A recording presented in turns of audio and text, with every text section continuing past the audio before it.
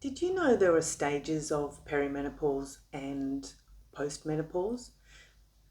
When we start perimenopause, maybe we don't notice so much, particularly in the early phases, and then we go into this middle stage where the progesterone starts dropping and the estrogen does its merry dance. And towards the later stages of perimenopause, we actually start to get quite a few symptoms, potentially quite severe.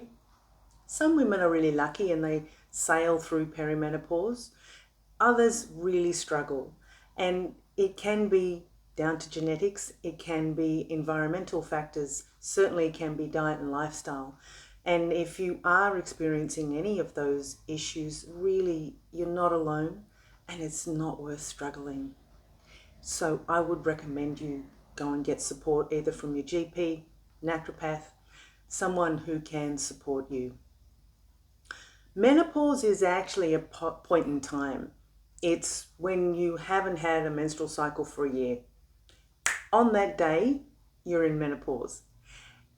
Post-menopause, there are also three stages: early, middle, and late. The early stages, usually the first 5 years after that point in time, can be a readjustment. It's a recalibration to living with lower amounts of estrogen and progesterone.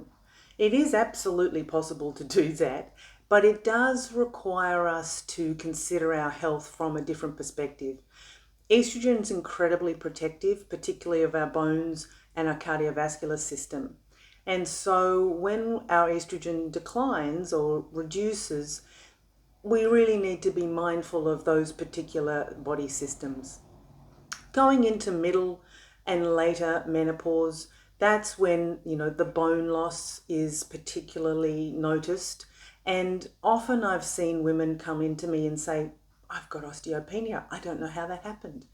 And I think, oh gosh, we really could have started in perimenopause maybe 10, 15 years before this to get your body set to go through into menopause and then post-menopause and live a healthy, vital life.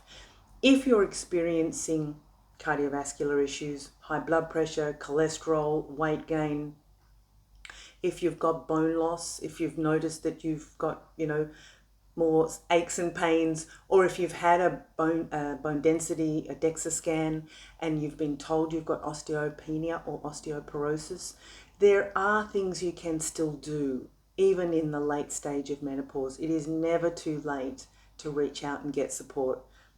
I'd be really happy to support you if that was where you were today. Thank you.